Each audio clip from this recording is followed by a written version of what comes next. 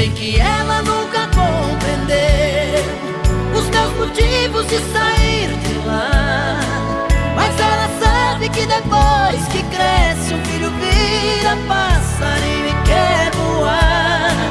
Eu bem queria continuar ali, mas o destino quis me contrariar, e o olhar de minha mãe na porta eu deixei chorando a me abençoar.